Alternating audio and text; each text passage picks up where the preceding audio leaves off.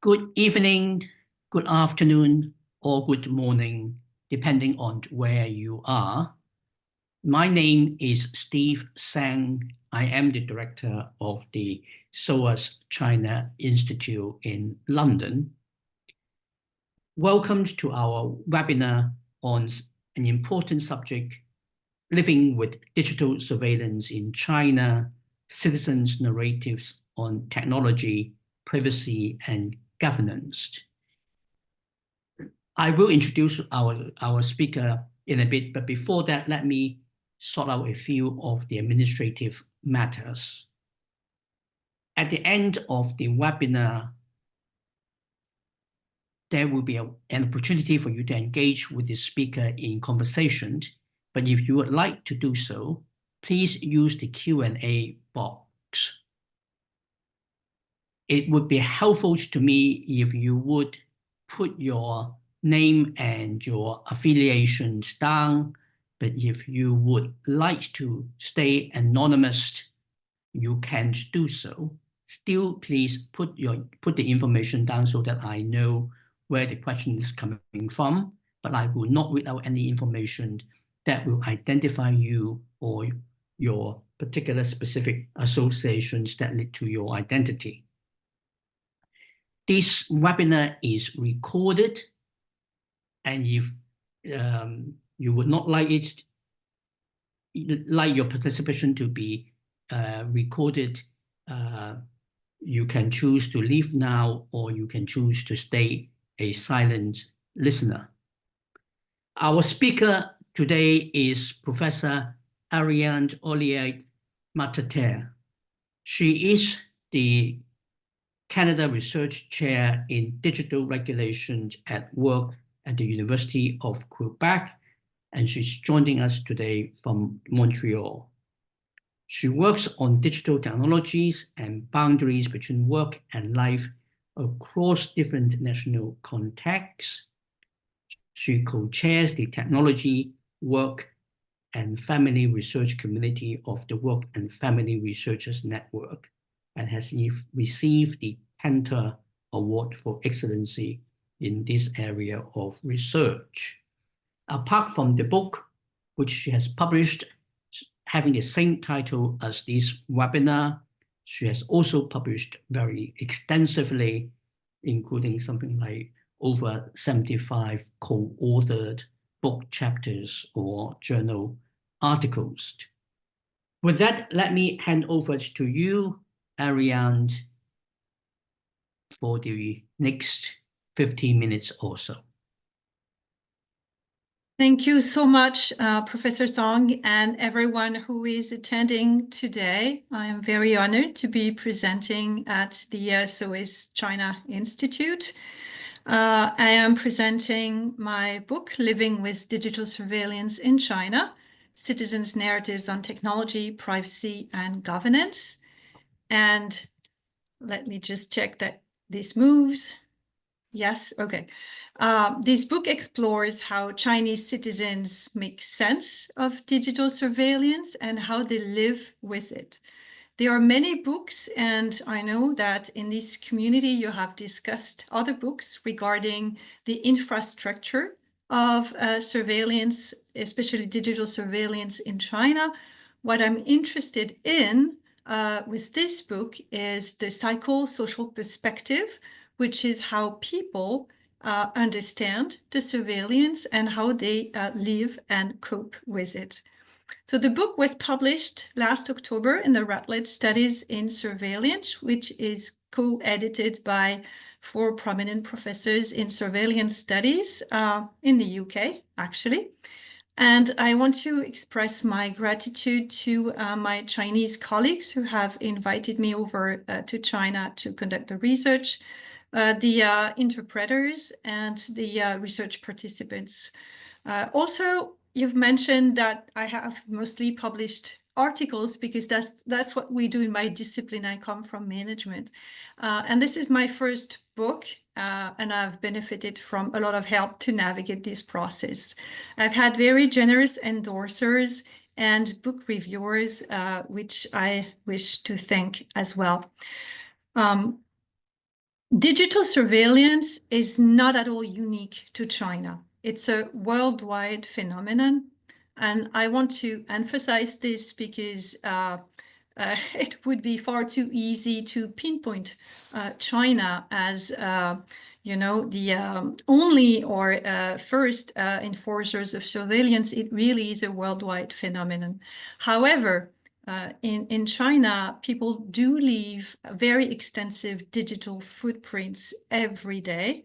And that's in part because of the all-encompassing platforms, also called super apps, such as Weixin.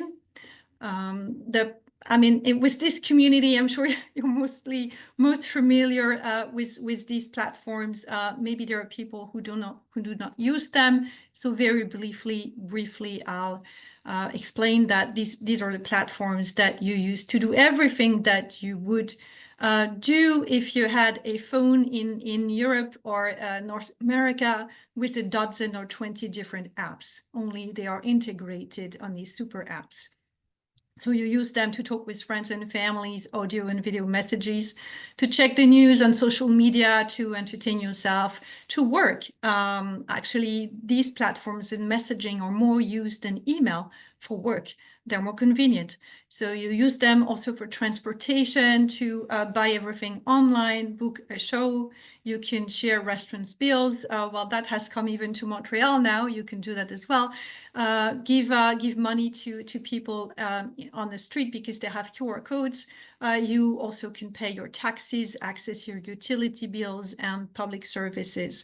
So roughly summarized, you don't use cash anymore in China unless you're very old or you're a foreigner. But even foreigners now, they are allowed by the government to use Alipay, and they don't have to do what I had to do, which is to wire money through friends. So that's one source of extensive digital traces that people leave every day. But on top of that, there's a very large network of facial recognition cameras deployed in public and semi-public spaces. Again, China is not the only place. The UK has tons of cameras and facial recognition cameras, and other places have as well. There's real name registration, which means that activities online are traceable, because when you buy a cell phone, you provide your ID, and then when you create accounts online, you provide your phone number. So it's entirely traceable. And I want to also briefly mention the social credit systems, because I know a lot of literature has discussed them. The social credit systems are not what you may have read in Western media, or even in the early scholarship, because everyone has been flabbergasted, actually, in the first years of scholarship on the social credit systems. There's now excellent work that shows that there's a myriad of different social credit systems in municipalities at different levels of public governance and in commercial platforms. For instance, Alibaba has the Sesame credit, but they are different. They are fragmented. They are not necessarily integrated, and they are much less algorithmic than other surveillance systems that other scholars have discussed. So there's a lot of myth going on with the social credit systems that I want to emphasize.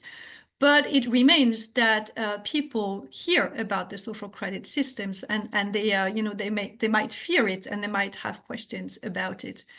So my questions in this context of very, very pervasive surveillance, my questions center on what surveillance studies scholars call the surveillance imaginaries, and that's a term by Professor David Lyon.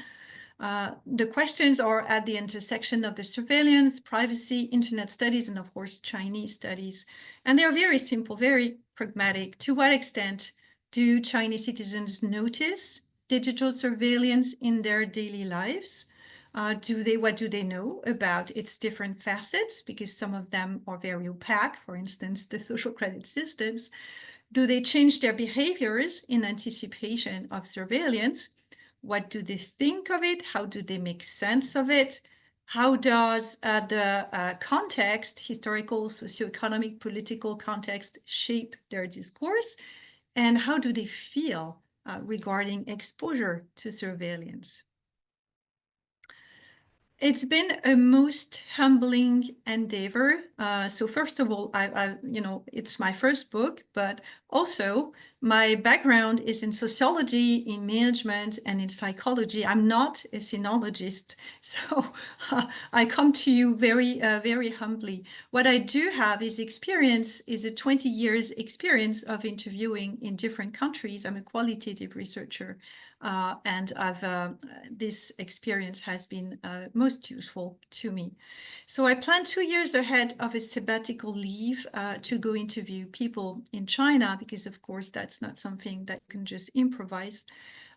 I secured invitations in 3 universities. I secured a research visa, and I took Mandarin courses in my university. I took for 3 semesters, which of course is really not enough. It enabled me to travel by myself in China. It did not enable me to conduct in-depth qualitative interviews in Mandarin by myself, because this really requires fluency. Being a French and Canadian citizen, I was, of course, very aware that I was carrying with me a lot of Eurocentric baggage. And I'm also, a qualitative researcher. I've done cross-cultural research before. So I was keen to really adopt an emic perspective, trying to understand what people experience from within what they had to say and try to reduce the external biases. So what I did was perhaps unorthodox, but I began my project not with interviews. I began my project with a backpack solo trip. I benefited from the high-speed trains, and I took a trip from Beijing to Kashgar on one of the Silk Roads. And I started to write a research diary and note everything that I could. And then I did the interviews, and only after I had coded the interviews and had a good sense of the different themes and patterns did I immerse myself in the contemporary Chinese studies literature. I had, of course, read a lot about Chinese history, and I loved Chinese science fiction, and I had watched movies and so forth. But I made a point to not read contemporary Chinese studies scholarship before I did the interview, because I was worried that a lot of this scholarship is Western originated, and I didn't want to enforce Eurocentric biases. My analytical lens is polycontextual, meaning it's looking at multiple layers of historical, cultural, social, political, and economic context. That framework comes from French sociology. So conducting qualitative fieldwork in China as a foreigner comes with a host of challenges. Any positionality comes with challenges. If you are a Chinese conducting interviews in China, it also comes with challenges. So I wrote a research diary, and I conducted 58 research interviews in Chengdu, Shanghai, and Beijing. That was just before the borders closed due to the pandemic.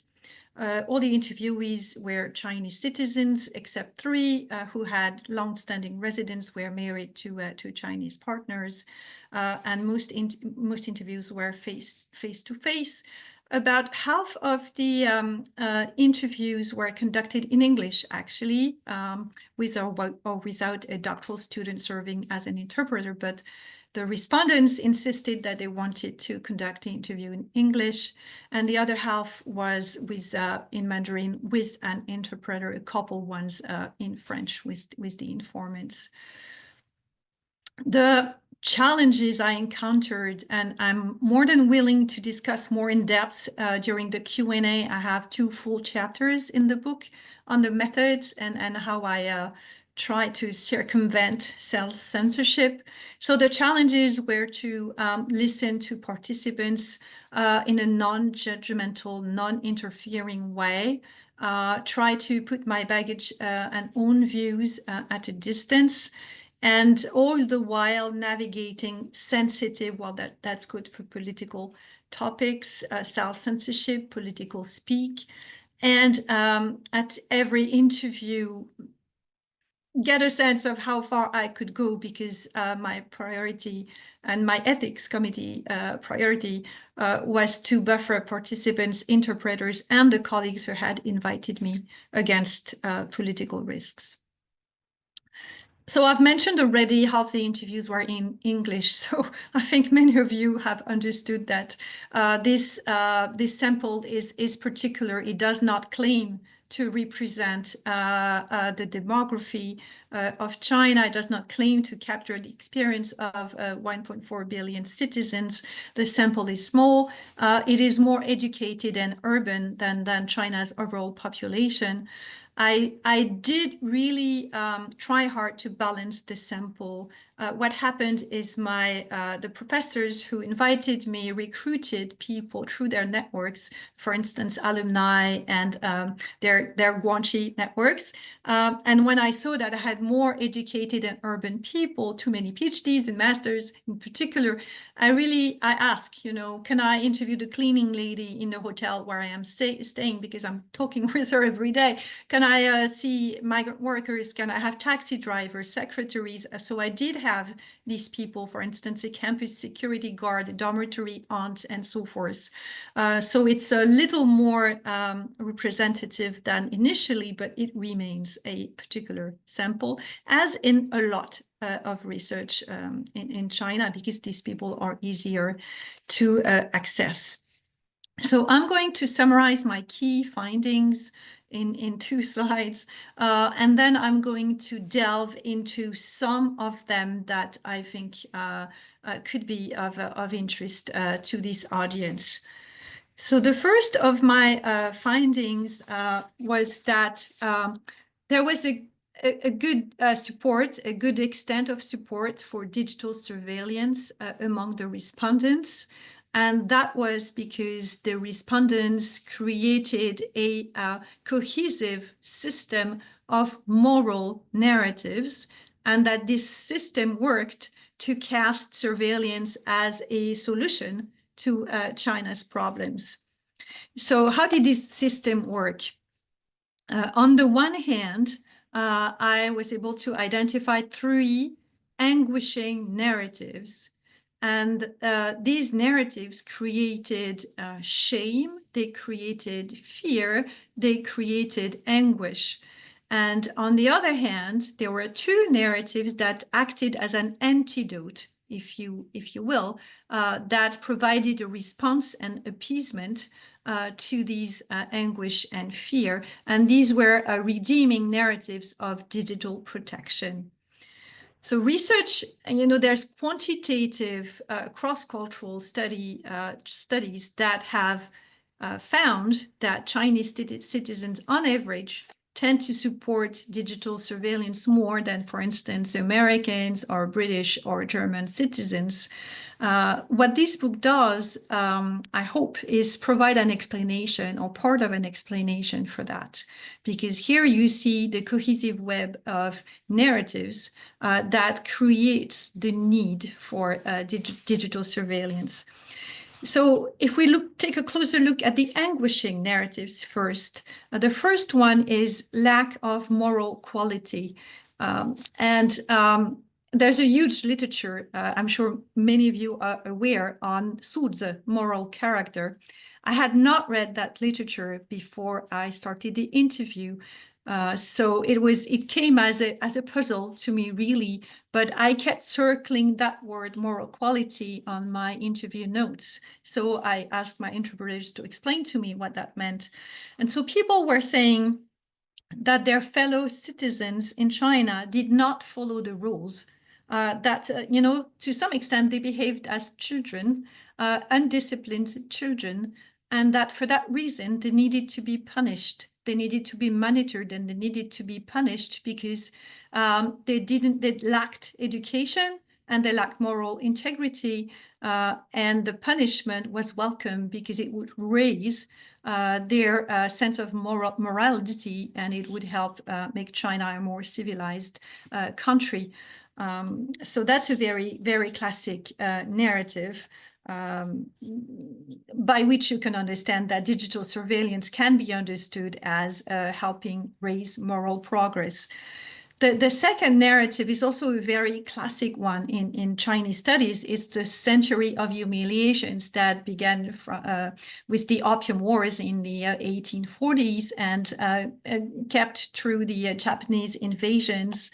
So this is a classic one. I'm saying it's a classic one because it's what Zheng Wang calls it culture of insecurity.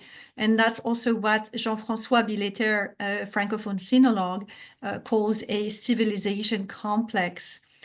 So what I found is a rehash of this narrative with an update, which was a continued fears to be undermined and attacked, for instance, by Hui, by Muslim populations, Hui and Uyghur. And the third anguishing narrative was a view of privacy as suspicious, as hiding shameful information. And therefore, surveillance was seen as a way to uproot moral secrecy. So if you take these three narratives together, you have a very dark framing of Chinese society and China in general. And you can see that the figures of the government as protection and order and of technology as a magic bullet that can solve all of China's problems come to redeem this anguish and this fear. So many participants endorsed the view of the central government, not the local governments, but the central governments as almost parental figures. It's the classic trope of surveillance as care, because surveillance can help the majority who follows the rule by catching the minority who breaks the rule. So they said China is a large ungovernable country, so we need surveillance to rein in the chaos. And the second one was technology as a magic bullet. So it's not just, technology is convenient. It's technology is a civilizing force. Technology can force people to adhere to rules, modernize the country, and uproot secrecy, because the goal of that was, of course, to achieve the Chinese dream and help China gain the international recognition on the international scene that it deems it deserves. So this is, on the one hand, the cohesive system of narratives that explains why many of my participants framed digital surveillance as indispensable in China. However, there's another side to this medal. And the other side to this medal is the cognitive and emotional costs of exposure to surveillance. The interviews conveyed great tension between the discursive framing of surveillance as indispensable to China, on the one hand, left part of this figure, and the emotional and mental weight that participants bear as they cope with it, right part of this figure. I had participants developing self-protective rationales, mental tactics, to dissociate themselves from surveillance, convince themselves that they were not personally the target of surveillance or not yet the target of surveillance. I heard misgivings, objections, resentment, frustration, fear, anger regarding surveillance, particularly when participants discussed being singled out by surveillance more than generalized surveillance. And these misgivings arose mostly when I asked how people felt about surveillance. So when I asked what they thought of surveillance, I had the cohesive system of moral narratives. When I asked how they coped, how they lived, well, I didn't say coped because that would be prompting the response, but how they felt, then I had the misgivings and objections. If I was to summarize this underlying paradox, I would say very simply in the interviewee's words, surveillance is good for China. However, I don't like it, and I'm trying to forget about it.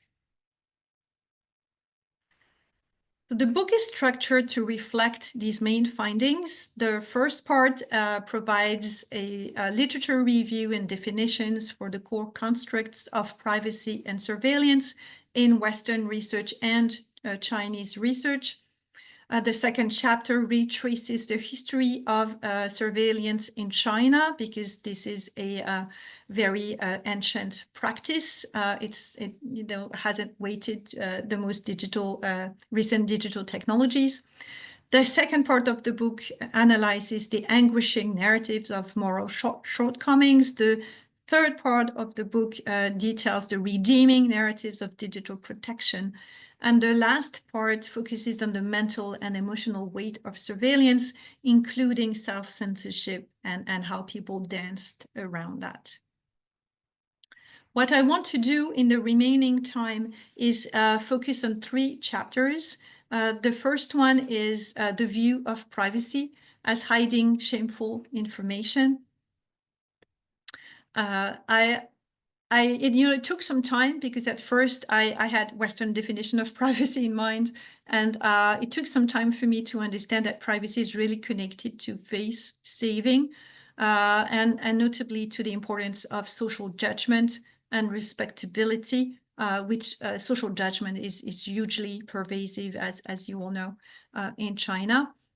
It also took some digging in the literature once I came back to, and in particularly in the law literature, to understand that there are actually 2 words in Mandarin for privacy, and they are spelled differently. So the first one is akin to the Western definition, a personal thing you do not wish to disclose in public, whatever the nature of this thing, harmless or shameful. And the second one is akin to hiding a shameful secret. So it's connected to legal offenses, or to things such as, extramarital affairs. So that is the other meaning of the term. And clearly, when I ask, what is your definition of privacy? What do you consider private? I saw that participants viewed privacy as the hiding of shame. And the goal of that was to save face.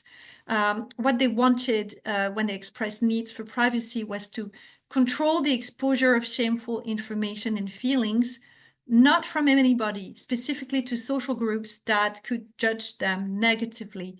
And the goal was to maintain moral and social responsibility. I love that quote.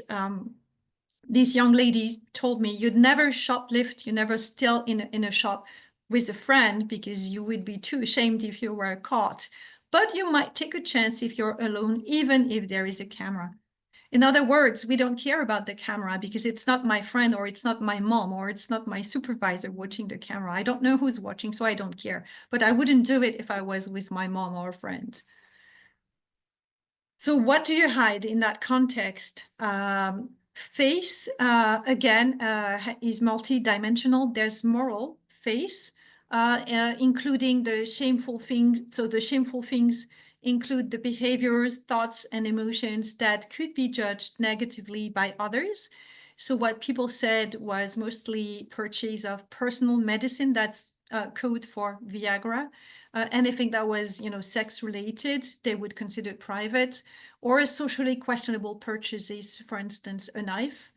But the other dimension of face is the social face, because shame can be induced by low status or high status markers. So you don't want to embarrass people if you're making more money than they are, or if you're making less money than they are, because you would be embarrassed in that later case. So you hide financial information as well. Who do you hide from? This finding is not unlike Western findings in privacy research, but it was more pronounced in my sample. So what people had on their mind was social groups, much more than the government. They mentioned parents and supervisors repeatedly. You only give them safe news. They mentioned hackers, because hackers could disclose personal information to your social groups of belonging. They did not so much mention abstract entities such as the government. And this explains why they made some very astounding statements. For instance, on Weibo. So Weibo is a large public social network where you can have a pen name. So you can write and nobody sees your real name. So that's why people said, you can be yourself, you can write your true feelings. Nobody identifies you, it's an escape. But when I said, yeah, it's an escape, yes, but you do have real name registration, right? So everything you write is traceable to you. They didn't care because their immediate circles of connections could not identify them, and that's what mattered. Nobody knows you, so don't worry. So here you see how privacy imaginaries shape surveillance imaginaries. In the Chinese context, wanting privacy was often seen as suspicious, and the privacy was thought from social groups people belong to more so than from companies or government.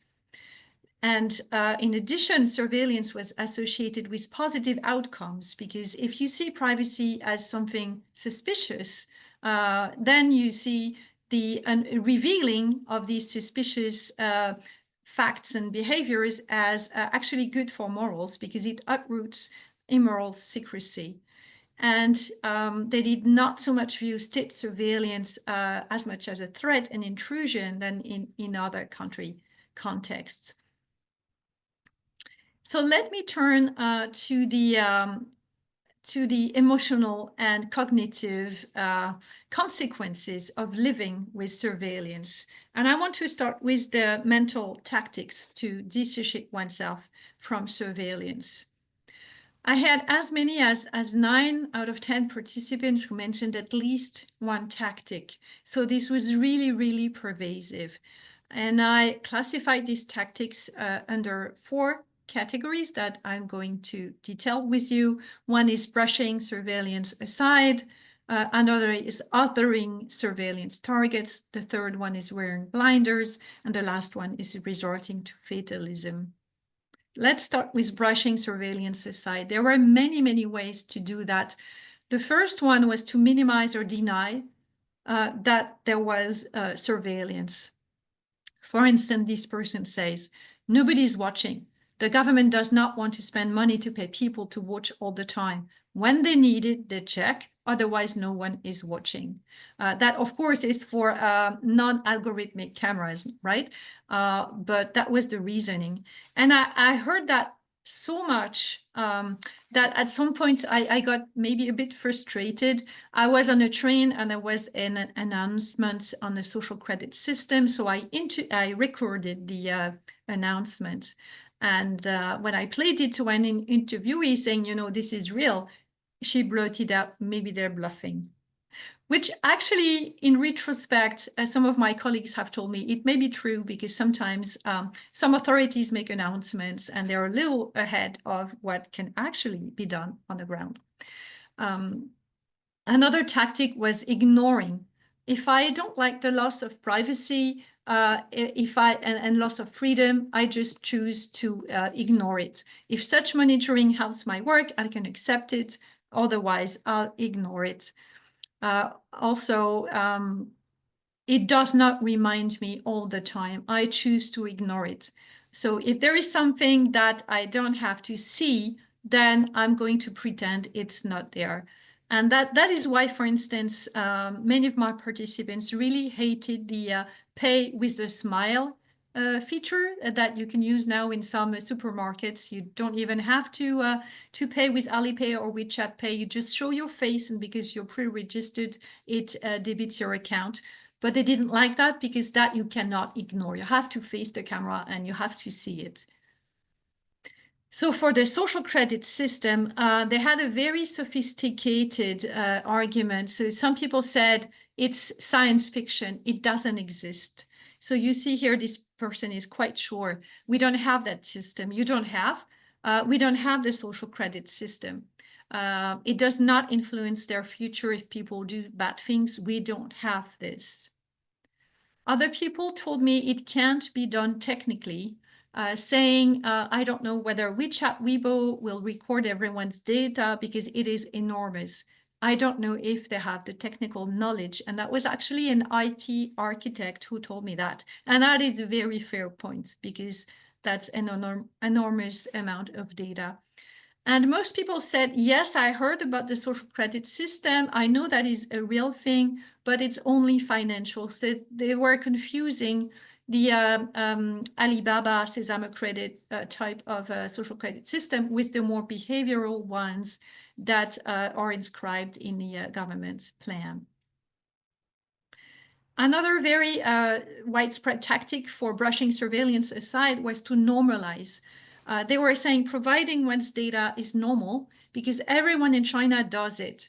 See, for instance, here, it's like the metro. When they started to scan bags, people were irritated. They said it was useless. If criminals want to do something illegal, they'll find ways. But 1 year later, everyone is lining up to be scanned. We know the government respects people's lives. It's much secure. It makes us feel secure. Another tactic was to say, yes, I provide my data, but everybody provides their data. And it's not only the Chinese government. Most governments use social media as a tool to spy. So it also happens in other countries. The third sub-tactic was to reframe. People were reframing restrictions of access, for instance, to books as temporary. They were saying, for now, but when we have more economic development, then we'll turn to privacy and freedom and so forth. Or they would redefine the scope of freedom.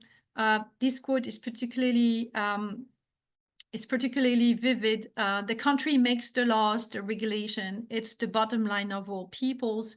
The other behaviors of my freedom, for instance, what I will have for lunch. Still reframing comparisons with history, saying my parents who lived during the Great Cultural Revolution, they think that now it's freer, so they're not worried. Or people would say, my friends in the government, they are not free. They have to give their passport if they want to go abroad, but I work in the private sector, so I'm okay. Or they would say, what you have in the West is not freedom, is not democracy, because you have drugs, you have firearms. So we actually welcome surveillance because this makes us freer. The second main tactic was to other surveillance targets, to try and pretend that you are not personally the target of that surveillance, because of course it's easier to live with it if you are not the target. The one argument was, I am a small potato. It really came across many times.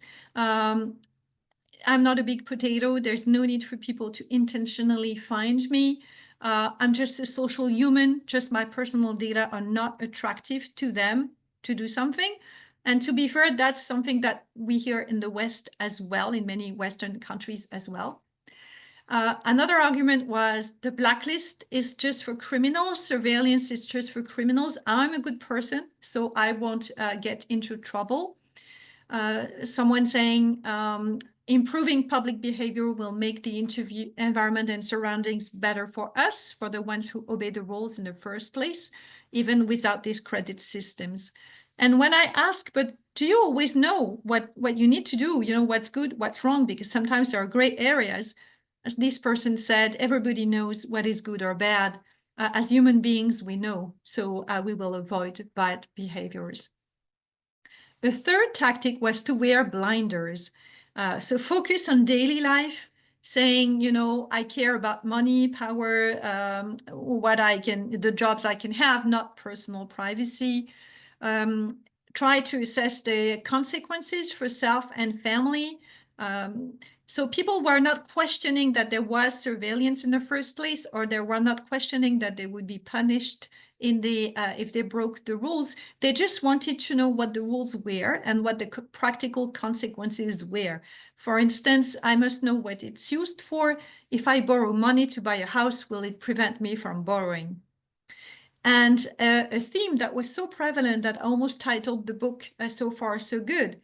They were saying, we have facial recognition, CCTVs are everywhere.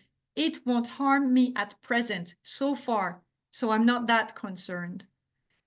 One person lectured me. They said, oh, you're a Westerner, you worry too much. When it's coming, we'll think about it, not when it's far away from us. So temporal blinders. And the last one was, you can't do anything about it, so it doesn't matter. You just accept it. This quote is very interesting here. We think it's not useful to spend time discussing the social credit system since we can't change it. We are little potatoes. The government is always right. We need to obey. It's like in Orwell's book, Animal Farm. And please notice that person didn't mention 1984, which is usually what you find in Western media about Chinese social credit system. They mention Animal Farm. And if you go and reread that book, I think it's actually quite relevant. And the last thing I want to show you is the misgivings and objections of about half of the participants that felt comfortable enough to voice them. Not all of them, but about half. So there was acute awareness of surveillance and restrictions. You see people questioning deleted articles on WeChat. I know it's the truth, maybe the truth. Sometimes it's reasonable, sometimes not. People noticing that they used to be able to access to YouTube, Facebook, and not anymore. People saying maybe in the first place that was for financial purposes, but now it's behaviors that they want to control. You don't get more explicit than that. There were some rare behaviors to limit surveillance exposure, such as pasting a QR code, a sticker on the QR code, or using the company's address to have delivery. Or this person saying, if you store an illegal copy of a movie, Baidu will delete it. So this means they scan your storage. So you see people were actually very aware, and some were proactive about that. Dislike, unease, frustration, dread, fear, and anger. This person saying the feeling of being monitored is not good. It feels like not being treated as a human, more like a lab mouse in an experiment. Regarding surveillance at work, it gives me a feeling of monitoring. It's as if I had an eye over me, behind me. And actually here you see the anger. I hate control. People can't be controlled. The fear was present. If you wanted to buy a book that criticizes the government, well, you can do that in China. Sometimes I ask naive questions on purpose. And this person says, I bought such a book in Taiwan, but at the airport, my mother asked me to throw it away. Why? Well, they went through the Great Cultural Revolution. They are afraid. Or this person saying, maybe we feel fear if the system is abused or if it is used incorrectly. Also, an interesting thing is that people were much more supportive of generalized surveillance when it applied to everybody. For instance, the fingerprints at the airport, but they weren't supportive of being singled out by surveillance. These quotes, these bottom quotes, really summarize it. To develop the economy, stable societies needed, maybe you cut down something. It's more efficient for the government to manage. I understand the reason, but I don't want to be monitored. So again, these intra-individual tensions. Cognitive level, I understand, I get it, but affective level, I don't want it. And there were some marginal but very elaborate objections to generalized surveillance. Some people meant labeling surveillance as inefficient, as being an unfair sorting, labeling of people, as inhuman. It requires that I don't have any bad sides. It's not natural. We can't hide our negative emotions all the time. People saying the correct solution would be education, not punishment. And this interesting argument here, because with the social credit system, if you have a good score, you can have faster access, for instance, to hospitals or public services. And this person saying, well, we're in a communist country, so you should give us good services. You should not differentiate. Who gave you the power to differentiate us in that way? In conclusion, the book is an attempt to start and de-Westernize the privacy and surveillance research by showing that the narratives on digital surveillance in China are systemic. You need to understand all of them to get the picture. They are polycontextual, they are deeply moral. And what is a universal phenomenon, namely the normalization of the culture of surveillance?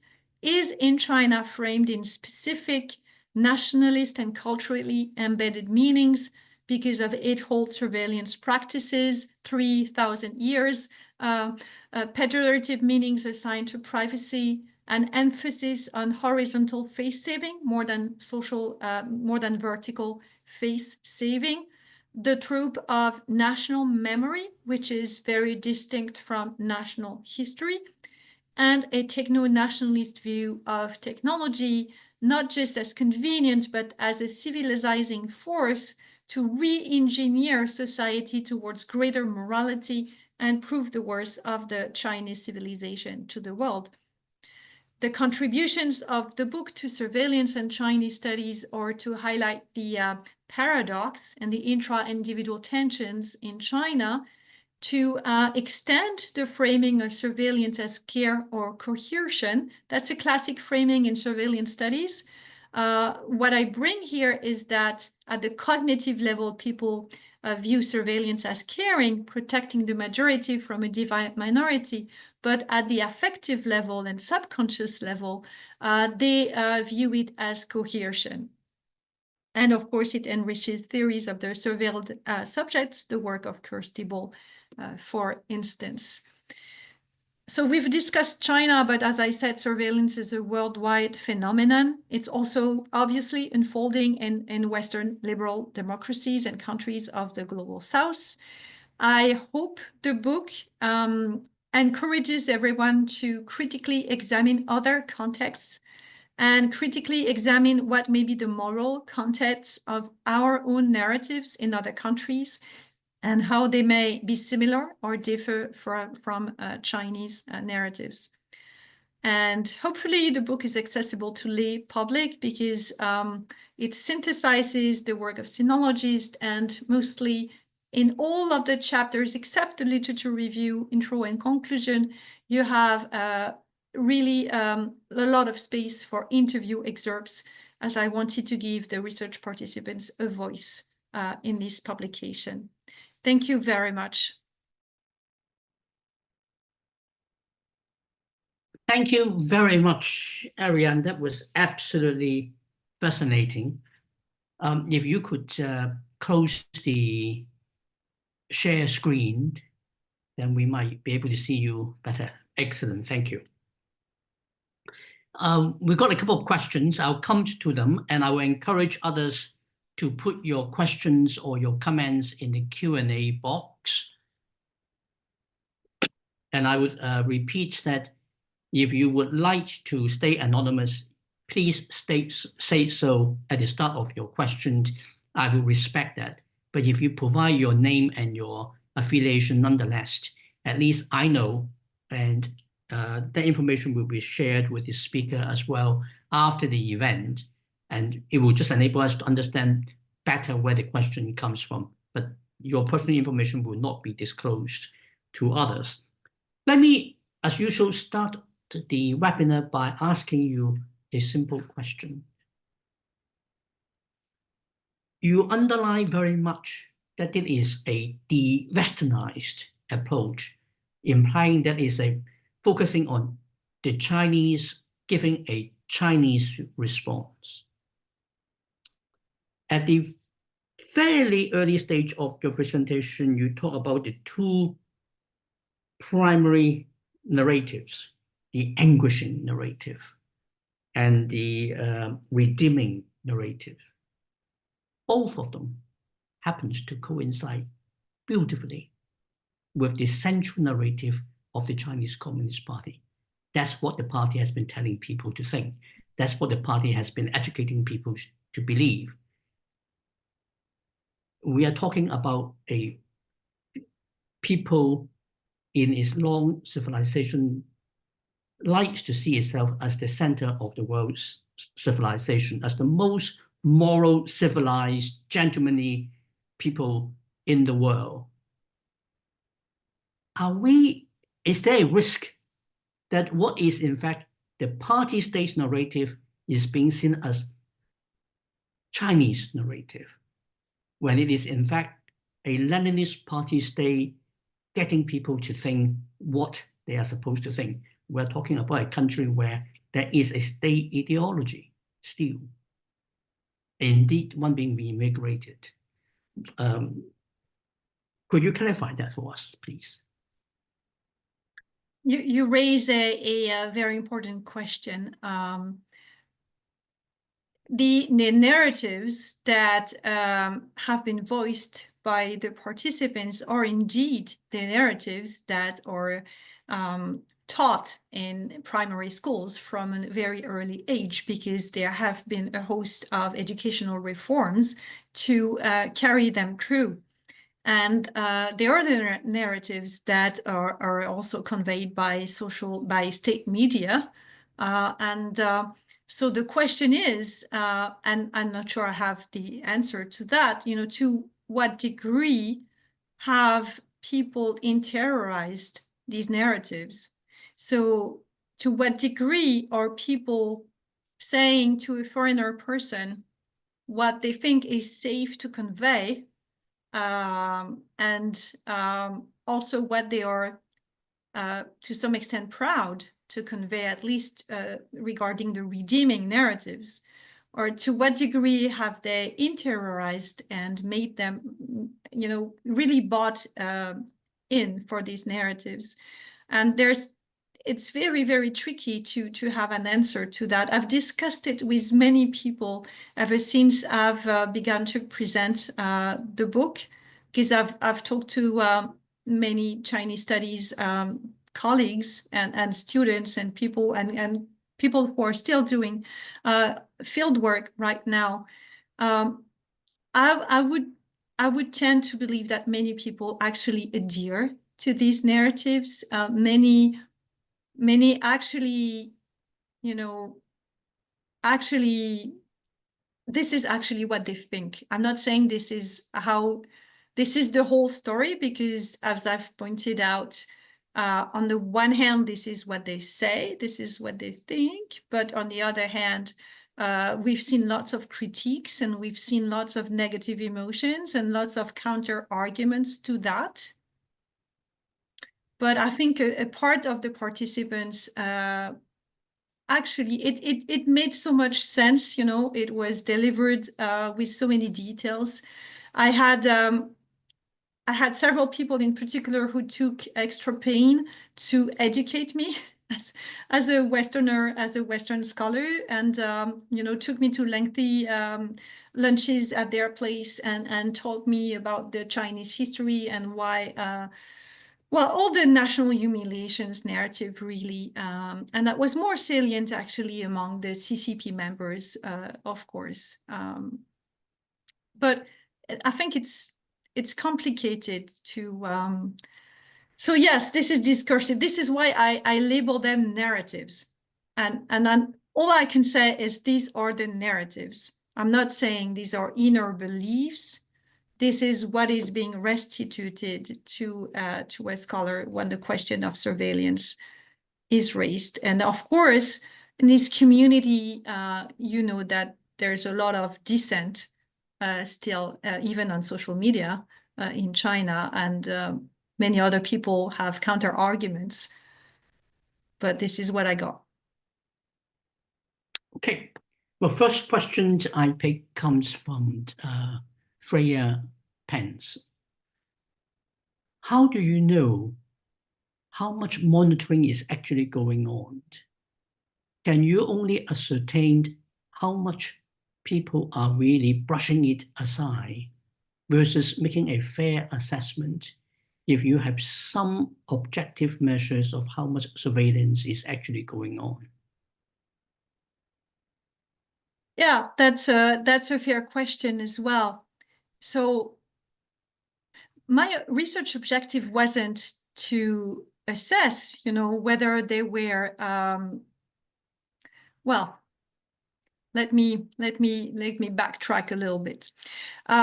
There is extensive research on the infrastructure of digital surveillance that documents what is going on. So, for instance, the number of facial recognition cameras, the extent of the social credit systems, the different piloting and so forth, the number of people blacklisted. So there's a lot of surveillance that has been documented. On the other hand, this task is really tricky and difficult to document it by objective measures. There are several challenges to doing that. First of all, there's no transparency from the central government or from different local governments or even from the private companies on how they actually monitor these cameras, how often, for instance, what they do with the private companies' algorithms. So this is completely, I mean, even the scholars on the ground who focus on surveillance infrastructure have disagreements, and the recent research has established that what we thought was, for instance, a unitary social credit system based on algorithmic processing of integrated databases is not that. So this is ongoing work, and that's why, for instance, when I played the recording of the social credit system and my participants said maybe they're bluffing, at first I thought, oh, they're brushing it aside. Now I'm not so sure, because recent research from my colleagues on the ground are saying the blacklist of the train system is not integrated with the other blacklists, and maybe it's not as consequential as they claim it could be. So this is very, very difficult to tease out. Okay. Second question comes from a student who would like to stay anonymous. They articulated a fascination and admiration of your research and your interviews with various people, particularly the point that they aren't very concerned about digital surveillance or the social credit system. The question is, did anyone you interviewed or their acquaintances mentioned being invited to have tea with the local police over their online activities? Did any one of them do that?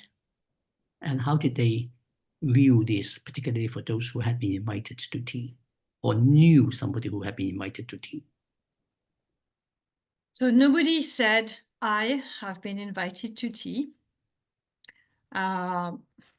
But people said, I know people who have, which is, you know, a classic way of maybe indirectly conveying a personal experience or an indirect vicarious experience. So more than invited to tea, actually, it was being blacklisted. So someone mentioned that he knew several persons who had been blacklisted. And one of them, because he had organized a pop concert, and the local authorities didn't like the lyrics, and that's why he ended up on the blacklist. However, there is very well-documented research that shows that blacklisting for political reasons is actually marginal as compared to breaking the law and not repaying debts. I want to add to my answer to the prior question, because I feel it was unsatisfactory. Another case that was a lot more easy to see was cameras. People had a capacity to ignore cameras that was really, really puzzling. Like, we would literally sit in a room and I would ask, are you bothered by cameras in general? And then I would ask, are you bothered by the camera in this room? And they would say, what? What camera? I would point it, like, here is the camera. Or someone invited me to their home and I would ask about cameras, and she said, no, I don't mind. And then she would walk me down and show me the different, you know, displays of information by the building resident committee. And there was a camera, and there was notice that it was people were being recorded all the time live. And I saw, oh, but you didn't mention this camera. And she said, oh, no, but yes, I think I saw it once, but now I choose to ignore it. So that was very, very, very obvious then. It was a strategy to to just not see it, to be able to live with it. Okay. Next questions come from another student who would also like to stay anonymous. And it is about agency of the Chinese citizens that you have interviewed. The question is, it really is that they are getting a sense that the people are mentally conflicted in their answers to your questions. And they appear to be somewhat under the repressive state mechanism. Does that come across to you in your interview, or do you feel that they really have a very strong sense of individual agency and the apparent conflictual mentality and repressive state mechanism don't apply? So I have an entire chapter on self-censorship and how I try to tackle that in the book. Maybe I'll want to show some slides, if I may, to answer that question. But before that, I would like to say, when I piloted the interviews with colleagues before I went to China to know if that project was doable, I had a range of very different responses. One person told me, no, you can't, just come in as a Western researcher and ask these questions about the social credit system and cameras and digital traces online, because your respondents will think that you are a spy from a Western country, and they will report you, and you will get into trouble, and you will get your colleagues into trouble. Another person said something completely different. She said, well, actually, the likelihood that you are a spy is lesser if you are a foreigner, because if you were a Chinese, maybe you could be a spy, an agent provocateur. You could be a spy from the government trying to lead people to say things that they shouldn't. So it's actually good that you are a foreigner, a migrant.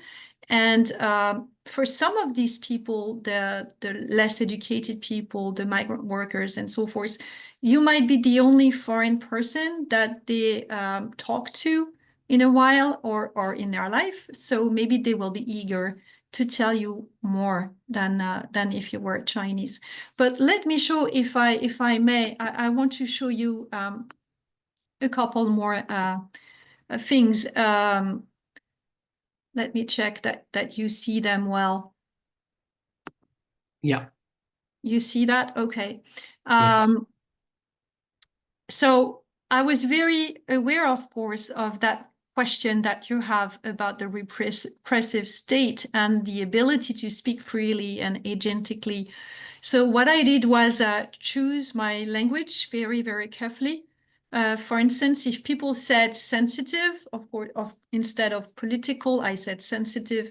If people didn't say the government, I would say, because most people said the country instead of the government, I would say the country. I use non-threatening questions, not if you are put on the blacklist, but if someone is put on the blacklist. Many times I introduced IDs as being other participants' statements or reported in the media.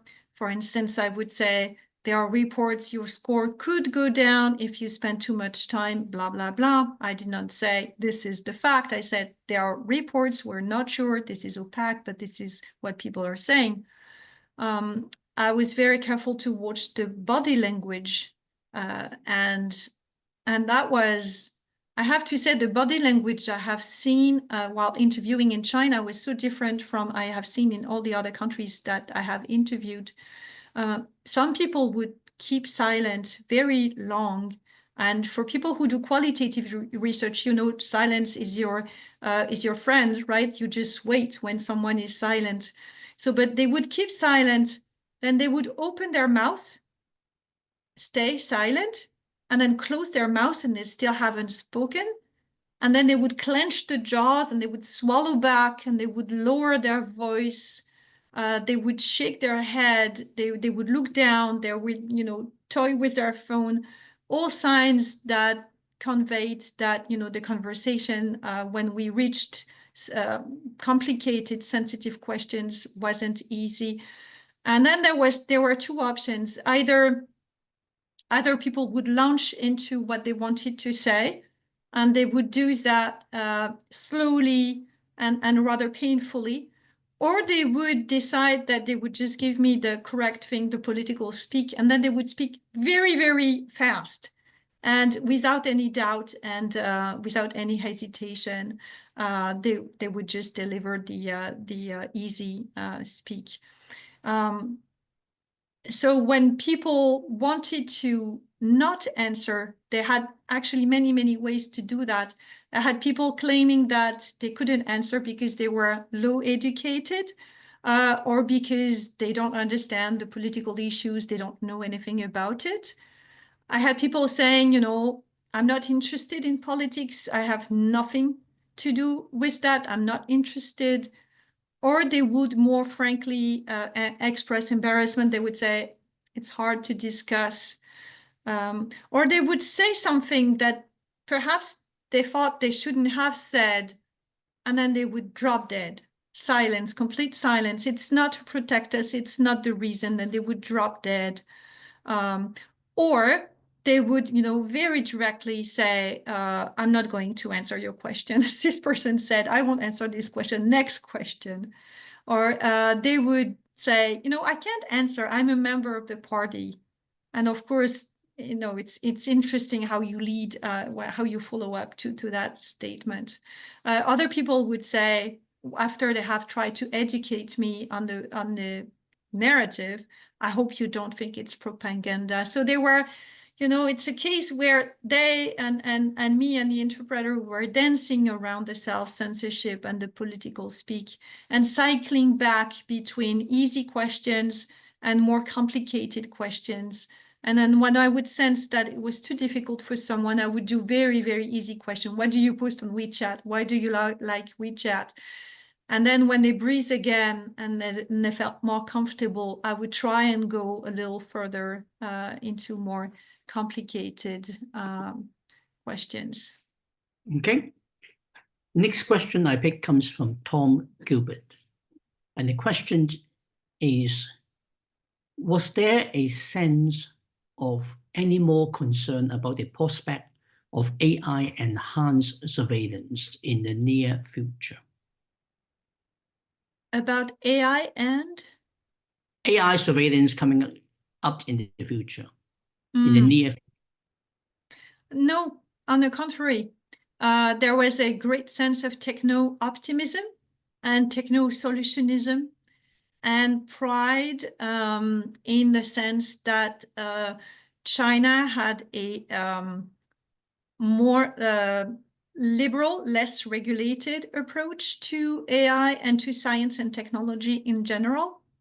So people told me that Western countries take too much time regulating technology and restraining private companies' innovation because of ethical debates and legal restrictions. And on the other hand, China was on that AI big data train, and it was unstoppable. And because China had a more optimistic and unregulated way of developing AI, it would actually give the country a technological advantage and contribute to putting China on the forefront on the international scene. So some people expressed resignation, apathy, saying we can't do anything about that. It's the big AI train. But most people adhered to that narrative of the technology as a source of pride and a source of civilization for China. So you may say it's only a narrative, but it really, really is pervasive. Next questions come from somebody who would like to stay anonymous. Given almost blanket digital surveillance, to what extent do people rely on offline mechanisms such as the Guanxi network to obtain resources or flavors?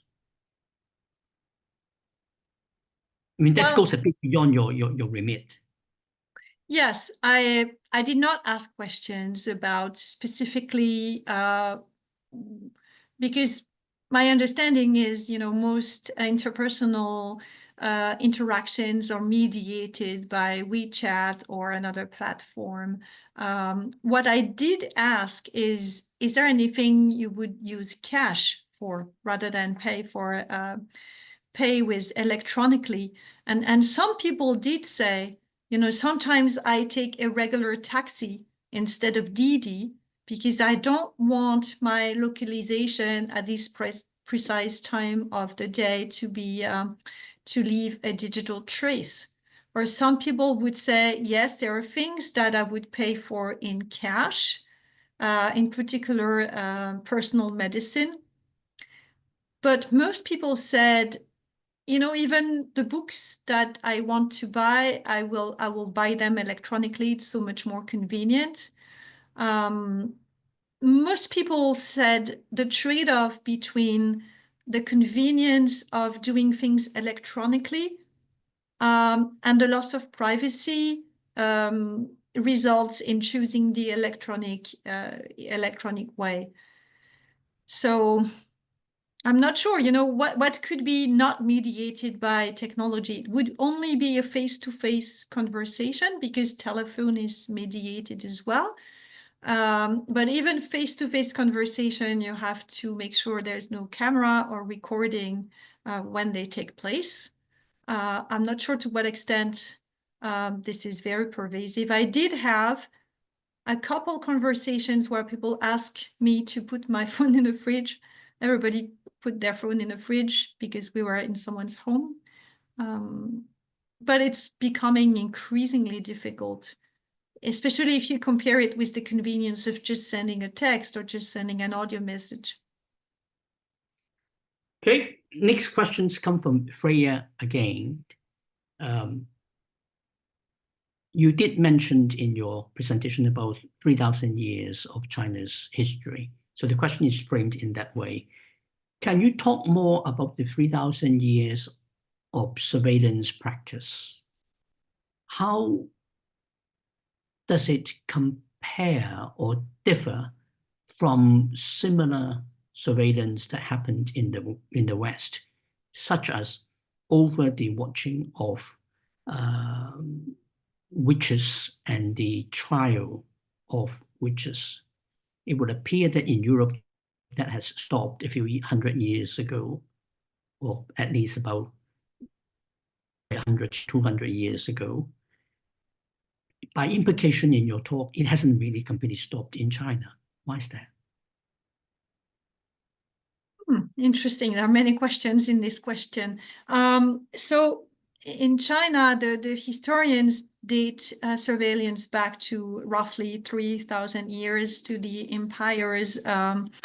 And at first, it was very circumscribed. It was only for local officials. And the information on these local officials was on paper, of course, and there was little information in the dossier. But then gradually, the scope of the people comprised in the surveillance expanded. And the level of details of the information expanded as well. When photographs were available, they were included in the dossier. And then nowadays, it could be feasible to have an extensive surveillance and dossiers on everyone. So that is one part, the dossiers, but a very important pillar of surveillance also in China historically is grid management. And I think you have discussed it already when you commented the Sentinel State book. But grid management has been a very systematic and people say effective way of monitoring everyone in neighborhoods. And of collecting information on everyone's personal endeavors, but also their families. So the historical practice of surveillance in China is very well rooted and has been expanded to be systematic. Now, your question is about the comparison to the West. I'm not as versed in the ancient history of surveillance in the West. I know it is very, very ancient. For instance, surveillance at the workplace has been traced back to the construction of the Egyptian pyramids. So, well, I don't know if Egypt qualifies as West. Anyways, these, dichotomies of West and China and global South or majority world, they are all debatable. But surveillance is definitely a worldwide phenomenon and has been so for many centuries and more than that. But my sense is that maybe surveillance in the West was more made of episodes like the witches' trials, as you mentioned, or it was more circumscribed to certain populations. If my reading of Chinese studies historians is correct, the age-old practice of large scope and detailed information based in grid management and written dossier is much more established in China than in other countries. But please, if you have other works I should read on that matter, I'm more than eager. Thank you. Next question would be at least a direct and perhaps quite to the point one, and that comes from Chung Ni. May I ask if there is any challenge during your fieldwork? Yes, and I recount in the book some episodes that have been challenging. At one point, I was invited to drink tea by the dean of one of the universities where I was staying, and I was actually requested to come right after lunch, and I had an interview scheduled an hour after. And then when I saw a student, coming and said, "You're invited to drink tea with the dean," and when I said, "When is that?" the person said, "Right now." And said, "Well, okay, but okay, so let's go." I will never know. We spent 40 minutes doing a tea ceremony, and the professor who had invited me was there too. I will never know if this really was about tea, or was it a warning? Because the dean never asked questions about my research or what I was doing. It was just tea. The other episode was that I recall that I tell in the book was one of the interviews really didn't go well. It was the third of the day. It was a long day. We had driven a lot around Beijing. And this interviewee was a replacement of the person who was initially scheduled. He was introduced to me as a bus driver. And I should have known that, bus driver is an occupation that sometimes ex-military members take on when they retire from the military. But, I was tired. It was hot that day. I didn't quite compute that in my brain. And when I asked my questions, it didn't go well. At some point, that person said, I don't want to discuss this. I love my country. I love the CPC. And I said, I love my country too, but if I want to criticize President Macron, I can. And that was stupid of me, of course. But he got upset. He went up, did us the military salute, and exited the room. And my interpreter was livid, and I wasn't proud of myself either. And we spent the whole night, evening and night, brainstorming with my interpreter to try and resolve that situation, because we were very worried that he would report us. And we reached out to the HR person of that state-owned company who had arranged the interview. And we said, we're going to erase the interview data for that person because it didn't go well. So we chose to, be proactive and contact her before that person was able to report us, because it was the night. So we were able to contact her directly. And we said, we're going to erase these data and pretend it never happened because it didn't go well. And she said, okay, let's do that. And we never heard back, but it was a tense moment. Thank you for sharing that.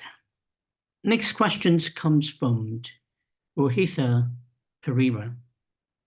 The question is about, do you think it would be possible to put together, in quotation marks, a different set of samples? If so, would that set of samples present a different narrative materially from the narrative that you have identified from your samples? I would very much like to do more research on less educated people because they have been less exposed to the narratives in the course of their education. And also because I did see, when I talked with migrant workers and taxi drivers and dormitory aunts, that they had, you know, I began to sense that they had different reasonings around privacy and rules and punishment. So I would really, really much like to do that. The problem is when you recruit people, at least through colleagues do the natural thing, which is ask their guanxi. And their guanxi is homophilous, so it's more educated, it's more urban. But I do think it would be very, very worthwhile if someone could access people from more rural backgrounds and less educated to see how the narratives play out in that context. Thank you. I guess if I could follow up a little bit on that, the question is probably really about the methodological issues of anthropological research. If you conduct exactly the same research with a different group, do you get the same results, or would you expect to get quite different results? Because we're talking about a very large country with huge amount of diversities. So you mentioned about the rural sector, but even if we're looking at the similar compositions, but in very different sets of cities, say tier 3 cities compared to the cities that you've been visiting, would you expect the results to be mostly replicating what you have got, or you don't know? This is an open question. I think it's very important when you do qualitative research to precisely report the nature of the sample, because it surely affects the findings that you have. So in tier 3 and tier 4 cities, I would be very, very interested to know if the narratives would be more like similar to Beijing, Shanghai, Chengdu, or would it be, you know, closer to the more rural narratives that you would get. There's also the matter of the intersubjectivity, which is at the intersection of the interviewee, the interpreter, the interviewer, and the time.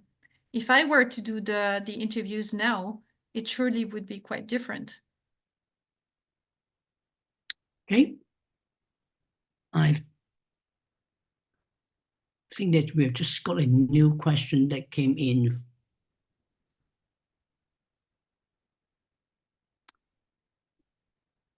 And this I'm trying to check whether there is any question about anonymity. No, I don't think so. And this question comes from Tina Mohandras. At one point, you mentioned the practice of book censorship. I just wonder if participants expressed frustrations regarding this, or was there a more general understanding or acceptance of this practice? I'm especially curious about how self-censorship in the arts is viewed. For example, musical censorship, or in books or films or in animated televisions. I wonder how surveillance and censorship in the arts might impact creativity. If you feel comfortable answering that. Right. There was both acceptance. Well, I wouldn't say acceptance. There was understanding of the reasons why.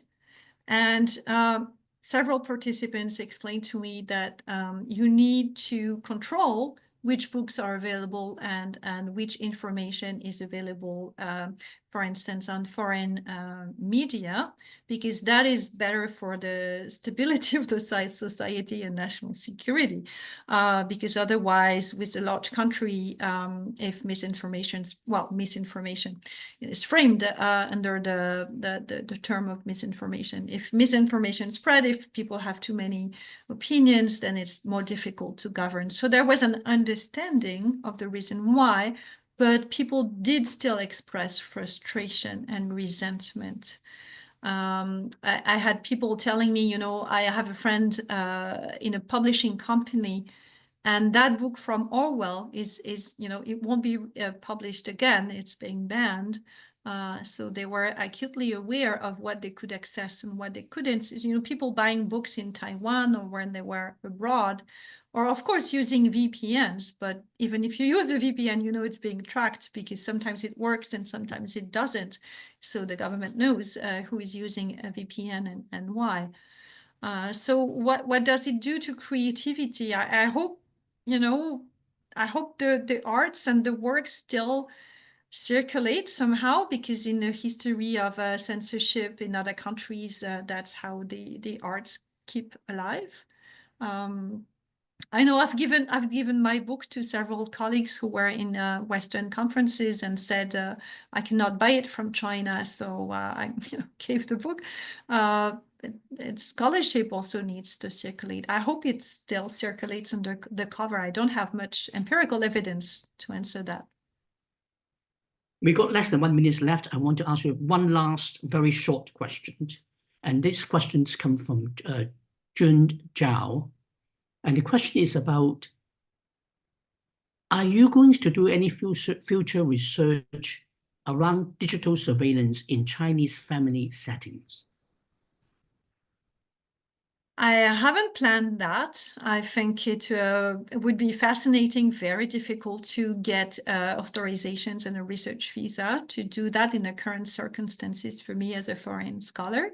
But I have several colleagues who are working on the Chinese diaspora, on global China.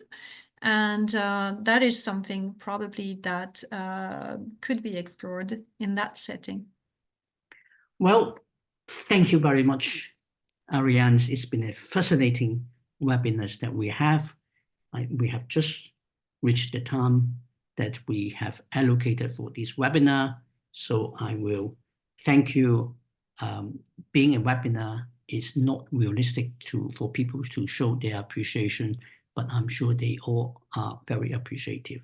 Thank you. Goodbye. And I hope to see some of you again soon. Thank you very much. Thank you.